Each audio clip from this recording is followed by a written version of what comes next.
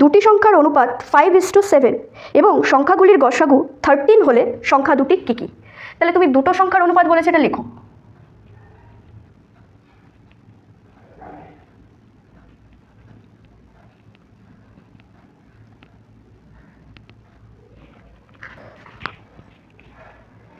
Five is to seven.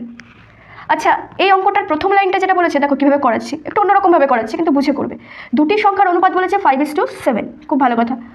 ধরতে পারো যে ধরি একটি সংখ্যা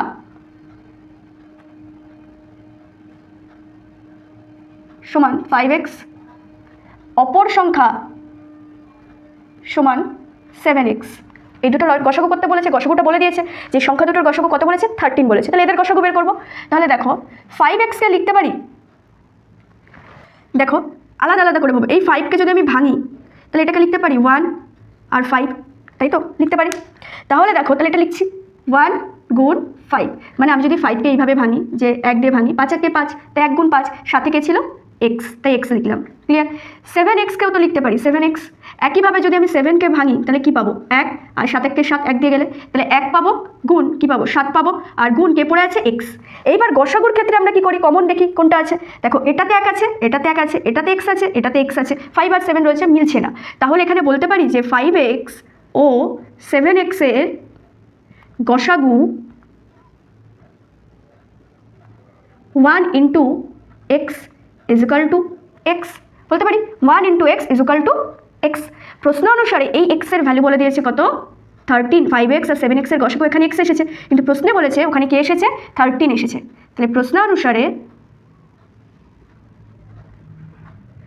x ইজ ইকাল টু কত আছে, 13 দেওয়া। তাহলে x এর মান কত পেয়েছি, 13 পেয়েছি। তাহলে তুমি এখানে অতএব দিয়ে লিখতে পারো যে একটি সংখ্যা সমান কি বলেছিলাম 5x, তাহলে কি করব 5 ইন্টু 13 কত হলো 65। চাইলে তোমরা নিচে নিচে করতে পারো, আমি পাশে করে দিলাম। নেক্সট দেখো অপর সংখ্যা 7x, তাহলে 7 ইন্টু 13, কারণ x এর মান 13, 7 13 91। তাহলে সংখ্যা দুটি কী কী পেলাম, উত্তরে এবার লিখে দাও।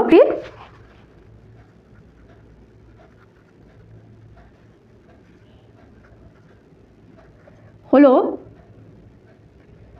60, 65 ও 91। ক্লিয়ার? উত্তর বলে কি লিখবো, সংখ্যা দুটি হলো 65 ও 91।